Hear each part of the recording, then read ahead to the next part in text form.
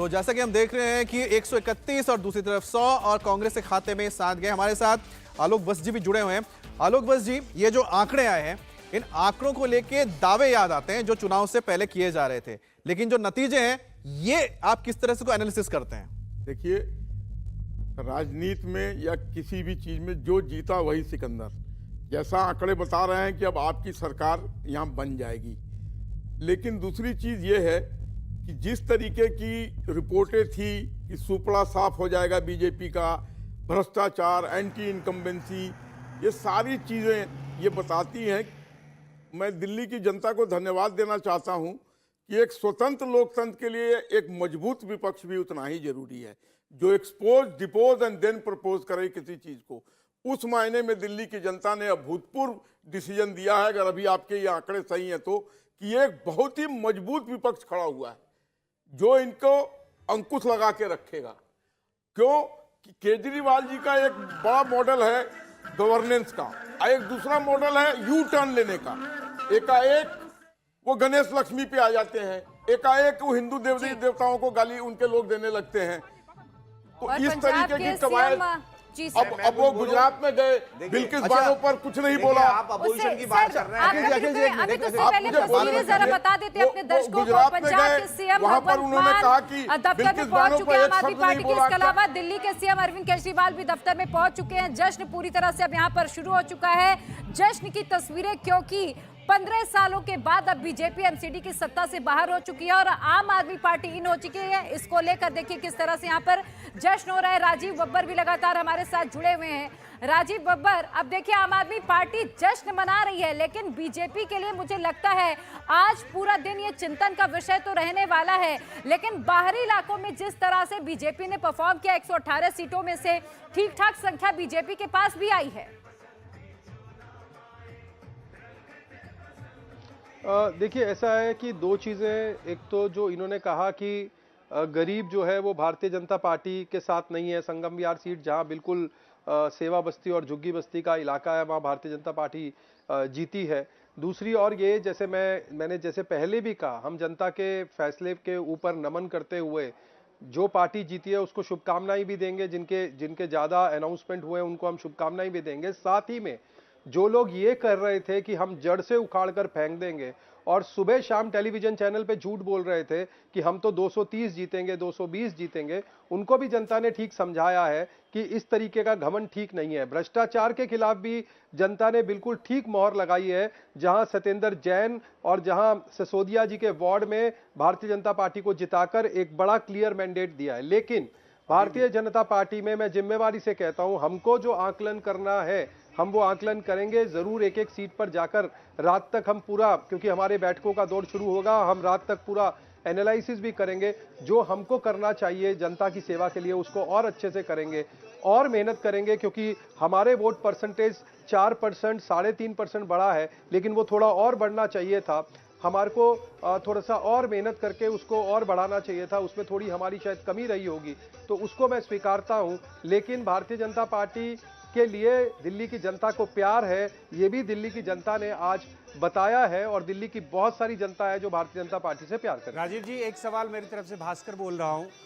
क्या वजह है कि भारतीय जनता पार्टी को ऐसा लगता है कि उत्तरी दिल्ली में खासकर जहांगीरपुरी और आदर्श नगर और ये पूरा बेल्ट ऐसा है, बुराड़ी, जहां आप लोग मान के चलते हैं कि यहाँ पे आपका प्रदर्शन कमजोर ही रहेगा।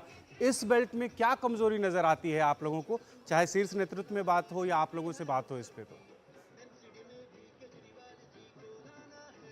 देखिए भास्कर भाई, मैंने जैसे कहा seat to seat, area to area, रात तक, क्योंकि हमने अभी संगठन की बैठक भी बुलाई है और सभी नेता उस पर विचार करेंगे। सीट पे क्या हुआ, कहाँ इंडिपेंडेंट ने कहीं खेल बिगाड़ा, कहीं ऐसा हुआ कि क्या हमारे किसी साथी ने ठीक से काम नहीं किया, या कहीं पर ऐसा हुआ कि हमारा कैंडिडेट मजबूत रहा, उनका कैंडिडेट हमसे ज्यादा मजबूत रहा।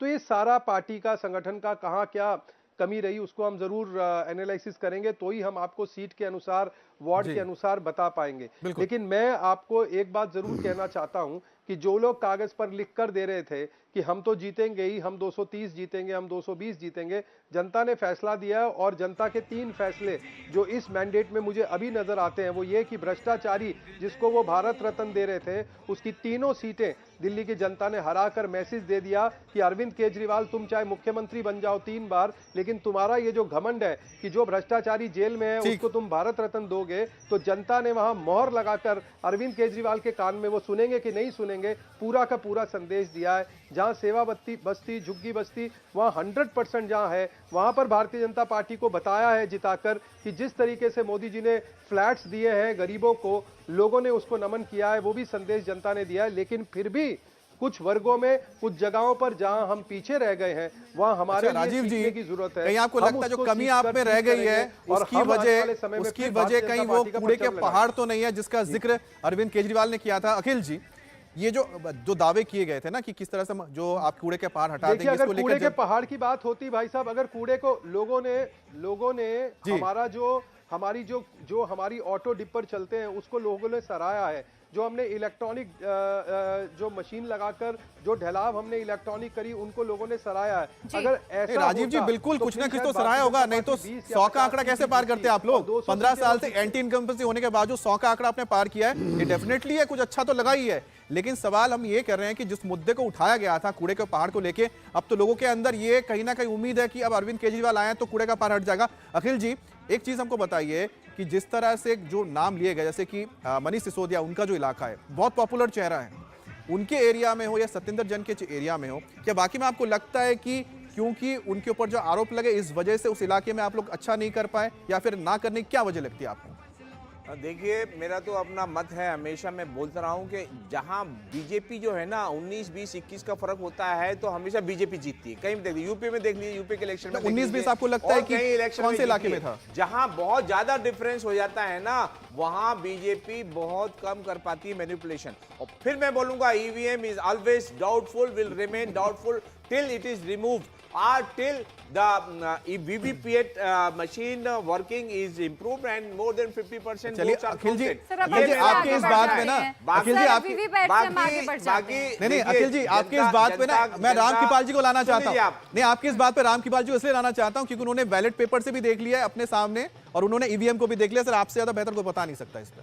देखिए, ये सब ईवीएम मुझे लगता है कि बहुत लेट हो चुका है। अब इसको आप पार्टी के जो बाकी नेता भी, कभी मैं सुबह से देख रहा हूं डिबेट में, किसी और ने नहीं उठाया ये सब, कोई नहीं। देखिए, सिंपल बात मैं बताऊं आपको, एक जो बीजेपी के प्रवक्ता भी हैं, मैं एक बात कहना चाहता हूं बड़ी विनम्रता से कि एक बात कान खोलकर आपको सुन लेनी चाहिए बीजेपी को भी कि एक वोट कटवा पार्टी के भरोसे नहीं जीता जा सकता चुनाव। ये देखिए, आज से नहीं, मैंने 2014-12 में भी ये बात कही थी कि इस देश में राइट वर्सेस रेस्ट है। अगर रेस्ट डिवाइडेड है तो बीजेपी के चांसेस हैं निश्चित रूप से, और अगर रेस्ट यूनाइट हो जाता है या कोई एक पार्टी जो है सारा रेस्ट का वोट उसके पास चला जाता है तो बीजेपी के लिए हमेशा परेशानी होगी। जो इस बात का दिल्ली में है कि कांग्रेस बाकी स्टेट में, कल गुजरात का आएगा, आप देखिएगा, जो कांग्रेस जहां पे भी है, अगर यही कांग्रेस 20% या 21% वोट जैसे 2017 में लेके आया था, आपकी सीटें बढ़ जाती। मैं बताऊं, आजमगढ़ के 2019 में बीजेपी हार गई थी और उससे कम वोट पा करके अभी बाई इलेक्शन में बीजेपी जीत गई है, बिल्कुल, क्योंकि वहां ट्रायंगुलर फाइट थी। तो इसलिए बीजेपी को एक बात ध्यान रखनी चाहिए, राइट वर्सेस रेस्ट है। और अगर आप कांग्रेस के भरोसे या किसी के भरोसे नहीं रही है कि वो 20% वोट ले जाएगा इसलिए आप हार जाएगी, बिल्कुल नहीं है।